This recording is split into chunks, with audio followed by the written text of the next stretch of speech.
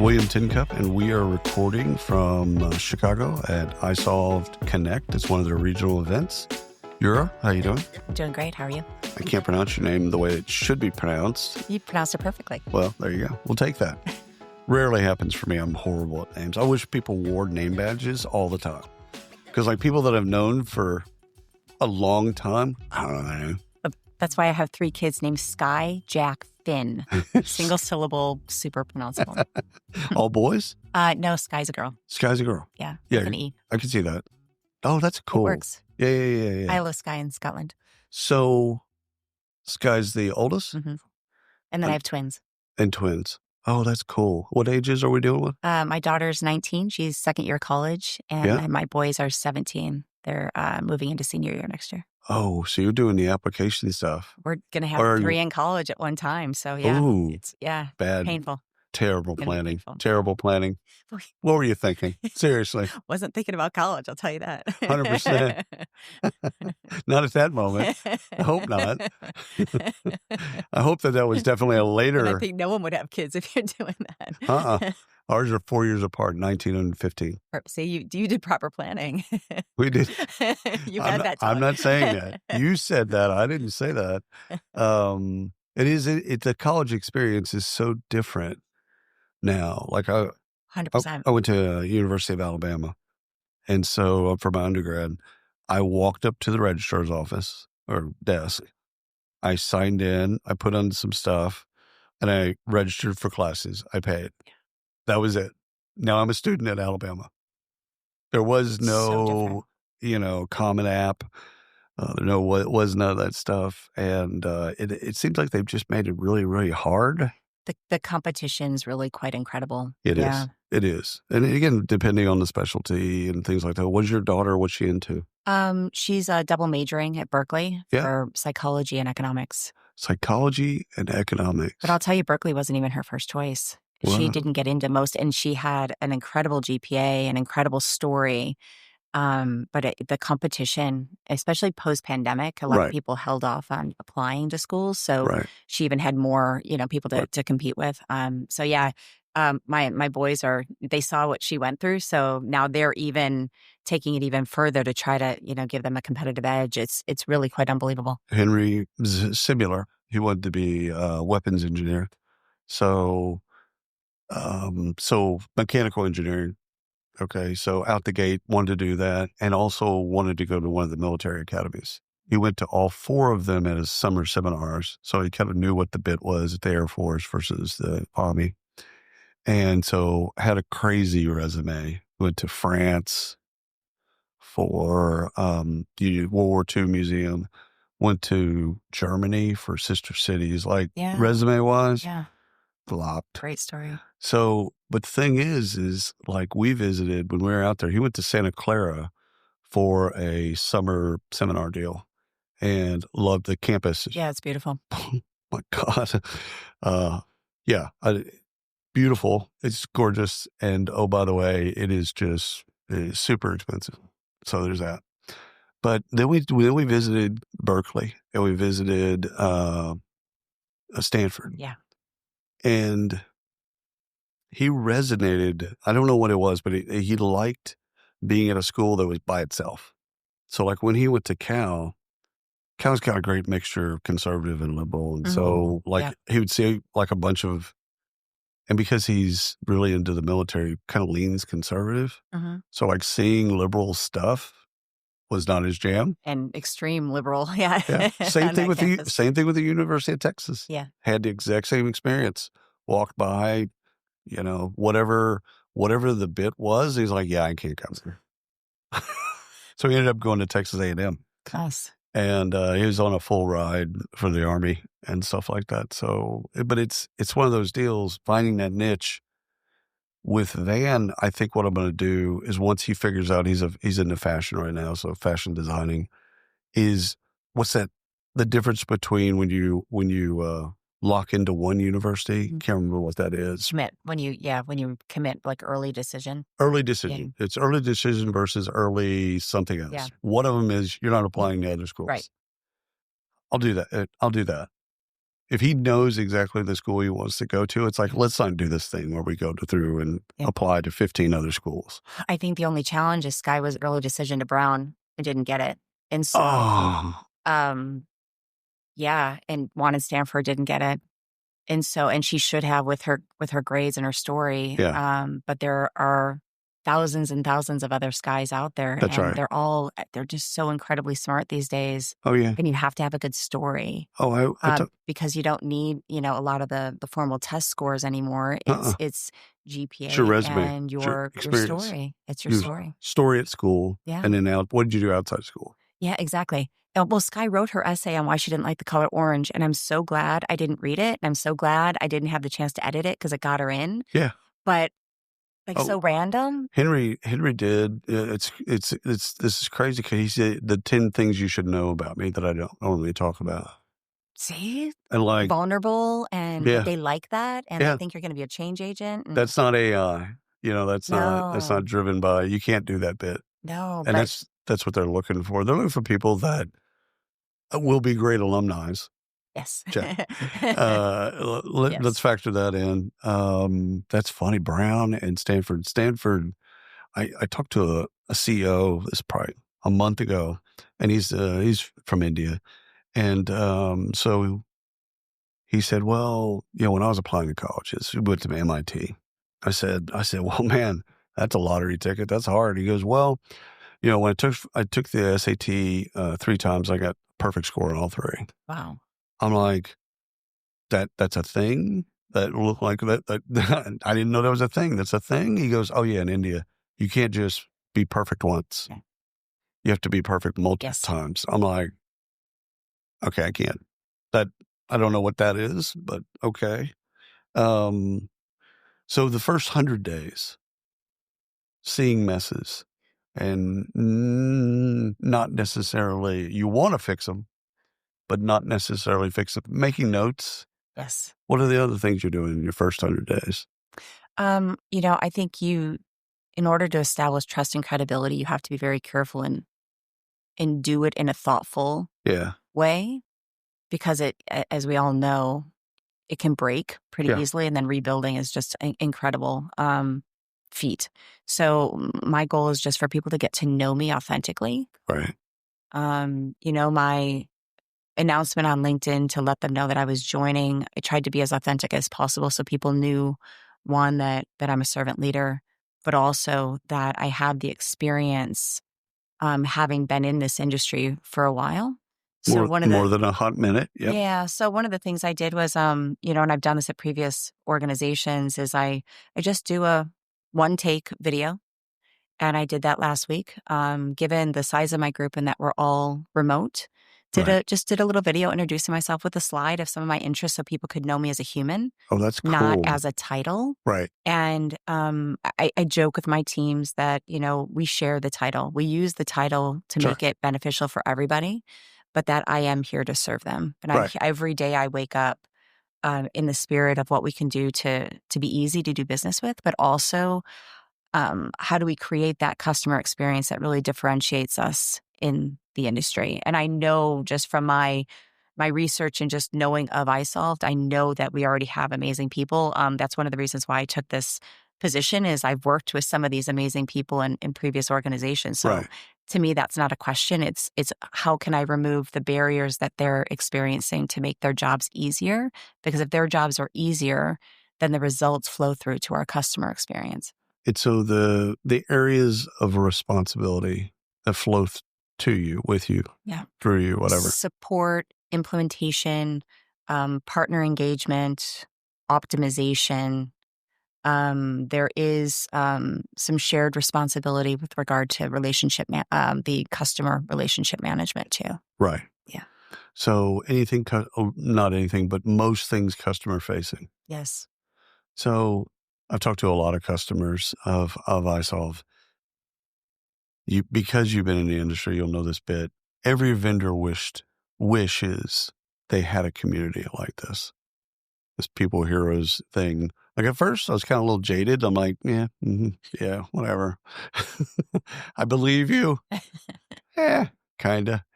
And then all of a sudden I started interviewing their customers, and they know their support person, they know their implementation person, they know the sales person, they know, and they're like shout outs. Like my support person, I can't imagine a life without him. Mm, I talk to him like once a week, not because of if anything's broken or anything like that. I've just talked to him to check in. yeah. And it's like, that's not like that at a lot of companies in our space. No. Well, doesn't Mark say it? I'm going to get the quote wrong, but directionally, we're big enough to make a difference or an impact, but small enough to care. Right. I love that Yeah. because the size we're at, the impact we're at, we still have the ability to be nimble and flexible and empowered to make that customer experience, 100% top of mind. And Yeah. I've worked for some larger Yeah. companies, Yeah. and unless you deliberately make sure the culture You'd stays like to there, do it. I think You every company would like would to, like to. but Right. limitations come in the way, Right. and or you lose it over time because you're so focused on scale or cost savings that Right. it's usually the customer that loses out. So I Right. love that about iSolved. Yeah. I think it's extremely hard of publicly traded or even PE backed firms that get to a certain point. It's all efficiency. It's just trying to squeeze out all the inefficiency.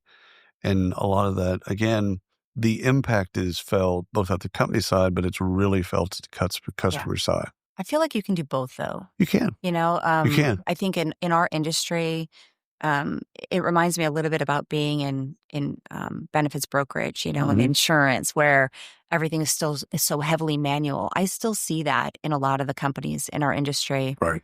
Too many spreadsheets, too many duplication of entry of data.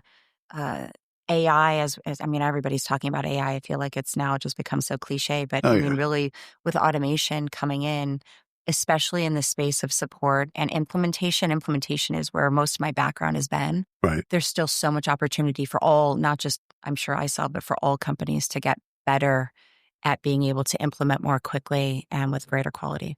So I have a love-hate relationship with implementation. Everybody does.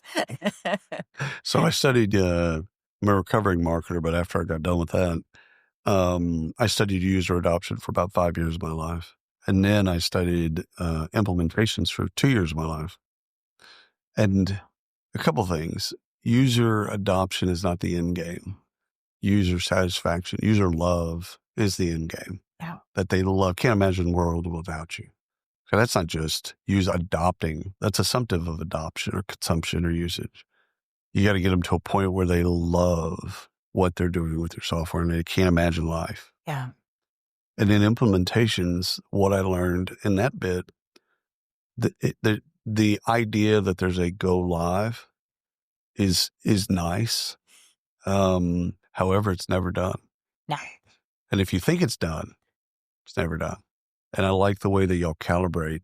So you get to a place and then you let them breathe with it for a little while. And then you come back and go, okay, what needs to be, I say calibrated. Mm, So what needs to be calibrated, recalibrated? What are you using? What are you not using? Let's take a look at these things right. and make it work for you. So we did with our best intentions, we got it to work to start. Now we're here now. Now, how do we make it even better? Right. And some of that's with other additional products, and some of that's just making sure they're using all the stuff that they, there's nothing worse than someone who's bought your software that doesn't understand that you do something. They don't understand that you have this feature. Or they just like, they go and buy something else and go, well, I didn't know that you had it. Like that's the worst thing that could possibly happen. Well, a lot of that is about enablement. Right. So you have some customers who, due to either lack of resources or different expectations, want the team to do everything for them by way of implementation. But really, it's a partnership, and that's how they learn. And so if you do everything for a customer because you want to make them happy and you get a great CSAT score, Right. you leave someone not learning how to fish on their own, right? Right. They will continually rely on you. And at the end of the day, to your point, they have to be proficient. Yeah. And proficient takes time. And so you can only absorb so much. So it's a great point that you made that at the end, they know it to a certain percentage, but they have to use it for a while. They have to get comfortable with it. And that's where the questions come. Well, they'll And have different level of questions. yeah. And After they use it for a number of whatever that magical number yes.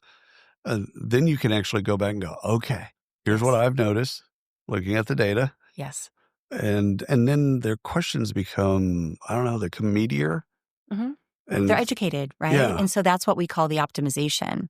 And I think that, another area that I've seen in implementation that is a missed opportunity is at the beginning. So for some people, they think that implementation is just going to magically make their data clean Oh, or going to change their processes or make them run more efficiently. I mm, mean, at the end of the day, it's a product and it's a solution. And so, one of the other huge areas of opportunity is why not do an optimization before an implementation? 100%. Why not take the time? Now, it's going to extend the length of your implementation, or you don't even count it as part of your implementation. But if you take the time to do the planning up front, make sure your data is clean, make sure your processes are in line with their growth strategy or their strategy in general, or maybe they're going to have an M&A, then you really maximize the impact of the solution that you implement because it's clean. So, And so then your optimization is about scale and it's right. about depth and learning. It's really exciting when you can get a customer there. Well, I'll take data and deal with it separately. Second, if I say process eats software for breakfast, you would disagree or agree? Oh, of course. Of course. Yes. Yeah. Okay. I thought we were on the same page. So, data, I think what I've found with a lot of vendors that do this really well is they get a third party involved. Is they basically, so it doesn't become a us versus them. It's this firm over here that basically can clean because nobody has great data. Right. And they'll tell you, oh, our data is really good. So our data is fantastic. Not true. Not true once you get into it and you're like, okay, yeah, this is actually not great. And when I was studying implementations, one of the things that came up in every implementation, there is an inevitable disaster, right? The best planned, best all that stuff, it's all great, but there's something that comes up, Mhm. and it's how you deal with it. And again, it could be your side, it could be client side or employer side or vendor side. It's never just one side. Yeah. Doesn't matter. No. Doesn't matter. At the end of the day, who cares? If their data's horrible, okay, it is what it is. Now we're here. Yeah. What do we do? And I think that all comes down to the humans in the room Hmm. or on the call. It comes down to choice. Are you going to be graceful or are you going to be not so graceful? And then again, how do you recover Yeah. from that? And I got in trouble a lot, but especially in this particular case of saying, meet your implementation team before you sign a contract, which of course drives the vendors crazy. But my reasoning for that is it's some of this is chemistry. A lot of it's process, software, data, all this other stuff. And some of it's just, do I like you? Yeah, I think it's smart. I don't think it's crazy at all. In many of the companies I've worked for as the leader of implementation, I was on the prospect calls. Yeah, Because it's one thing to be sold a product, it's another to look somebody in the face, have their cell phone number, which I always gave out, and 100%. look them in the eye to say, "You're going to be with me when it gets hard. Right.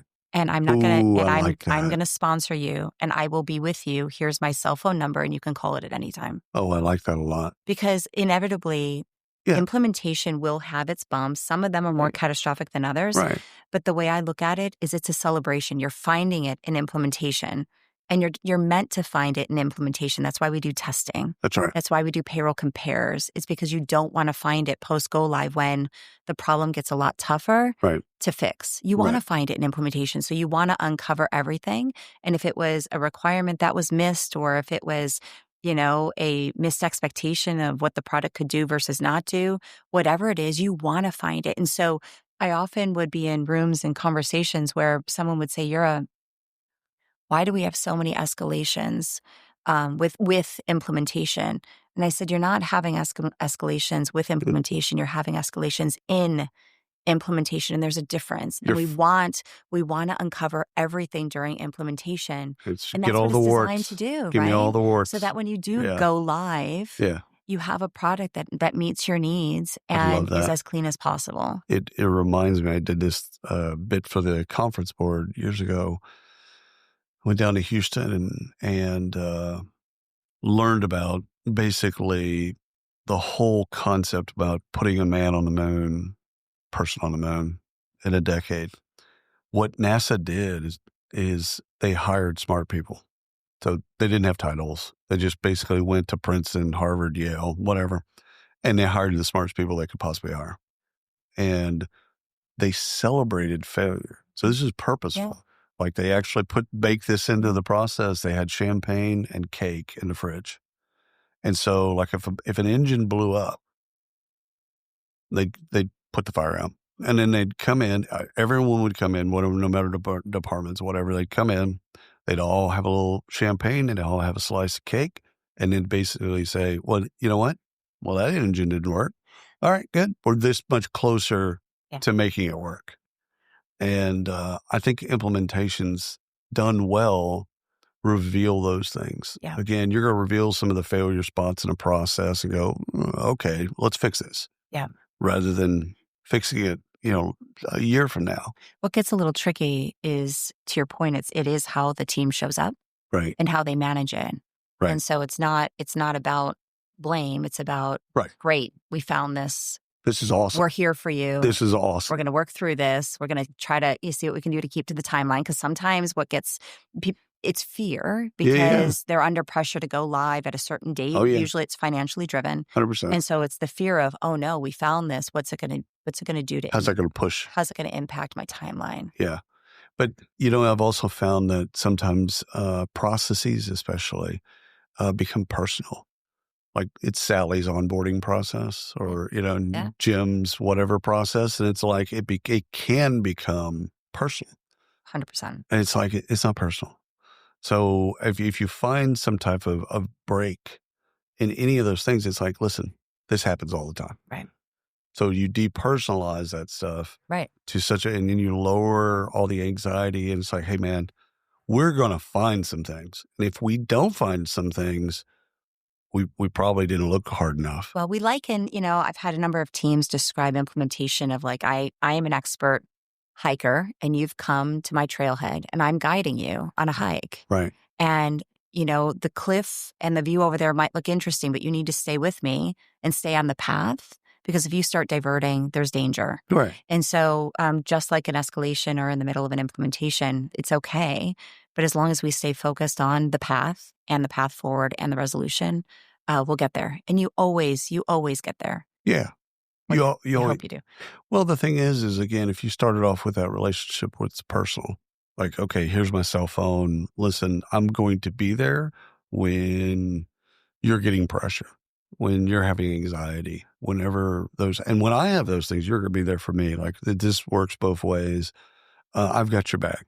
And I've done this 1,000 times. I've seen every possible scenario. That's nice. I think that it's really, for a customer to hear that, to then be able to go, okay, so I'm unique, but she and the team have seen a bunch of things and they can help me. Yeah. It's actually something that customers don't take a lot of advantage of, is the experience that a vendor has. Mm-hmm. They've done this thousands of times. Yeah. Like you don't have to be the expert. Yeah. Let your vendor go, hey, here's some things we see. You're, a 3,000 person healthcare facility in Tampa, Florida. Okay, here's what you got. Yeah. Here's some of the things we know that works there, some of the things that doesn't work there, et cetera. Well, that's why it's so important to make sure that your team doesn't just get certified on the product and understand the processes. I'm certified in emotional intelligence. I'm a certified and a coach. And so I really do like to take my team beyond the product technical training, because we can get caught up in the minutia of consulting and I'm going to take you through these 47 steps and we're going to talk just the technical aspect. They have to be able to read the customer, and it is an emotional and can be an emotional time for a customer. It's not easy. It's not easy. They're at their most vulnerable. Well, absolutely. And they're under pressure, and their job might be at risk if this doesn't go successfully. And they've made the recommendation of this vendor. And so there's a lot riding on this. And so being able to teach the team, one, I do think growth mindset is critical, that we are going to get there. And yeah, we sell a little bit of hope sometimes, but it gets us through. But the emotional intelligence side of it is so critical to being able to read that customer and understand where they're at and why they're responding the way they are, and then to help them through it. And so the professional development angle of our business is critically important. I like to have our team, whether it's PMP certified or SHRM certified, Right. PHR certified, just to make sure that we understand where the customer is coming from. 100%. And Makes a sometimes difference. you can do that with a day in the life, either Yeah. internally under Amy and some of those folks Mhm. or customer side. It's like, listen, I just want to mirror you. I'm just going to come and I'm going to literally, if they're at an office, Yeah. I don't think that'd work at the home office, but if they're at an office, just like, listen, I'll shadow you. I just want to see how you work. Don't, So interesting. I had a position once where I worked on a project where we did just that. We took um, you know, video recording with us. And it wasn't so much, let's look at the day in the life. It was more of how does our product impact your yeah, business? yeah, And tell us your day to day in relation to using our product. And so we could use that as training for our internal staff to help them understand that this, whether it goes right or wrong, impacts their world in very significant ways. right, And then we take it so seriously, making sure that we get it right and listening for understanding right, that there's a reason why they're calling for help. right. There's a bigger reason and what's the impact is, not Yeah. just it's a case It to could be solve. the thing that they're talking about. Usually it's things that they either aren't aware of that are tied to it. They're talking about, hey, I can't get this thing. But usually there's other things that are going on, training related. Yeah. Like so much of what I've found in user adoption, user satisfaction is how often we train people and how frequently, again, personalized training. How can we get to their learning differences, their learning styles, and things like that to where um, they're not afraid to be trained. Like it's something new and it's exciting and they want to be like, okay, it's a 3-minute video. Let me consume this. Got it. Oh, wow, that's cool. Like product sometimes doesn't understand or doesn't see that every time they do a release, that creates a level of anxiety for every customer. So you do a release and in product, if you just talk to product people, they're like, we've got some really cool stuff coming out. Here's the release. It's and then all of a sudden in your mind, because you deal with the customers and the customers' minds, it's like, all of that creates anxiety for me. And I've told product, and again, I get in trouble for this, but I've told product people, especially product officers, I'm like, every time you add 3 things, take 3 things away so that you don't get to a point where it's feature bloat. Mm. So you can see what's being used and what's not being used. So just if you're going to add 3 features, fantastic. Good for you. Pat on the head. Good for you. But take 3 things away. And every product officer I've ever said that to is like, well, I can see what you're saying. I'm like, no, I'm actually bright. And make it Just as intuitive try it. as possible Do with it. enablement. And again, that helps everybody because if they weren't using something, even with the best intentions, they're not running a report or they're not doing this bid, take it away. Just get rid of it. And if someone calls you and says, hey, man, you took away a thing that I like, okay, turn it on. But most often they don't. So, you know what I love about your name No. is you can put anything behind it that's cool. Like, you're a superstar. You're a all-star. You're a, like it plays so well to just like, well, Well, it it could be, I was just gonna say it. So I it could knew. run negative. Well, I knew that I could never marry my 4th grade boyfriend because his name was Tony, but his last name was Payne. Oh no, So I said I could never marry you, Tony. Sorry. As much as I love you in 4th grade, I could never marry you because I can't have that name. Sorry. I'm good. It's a deal breaker. I'm gonna have to have Jackson, Washington, something other than that. Just can't have that unless you feel like you can change your name, and maybe we have something.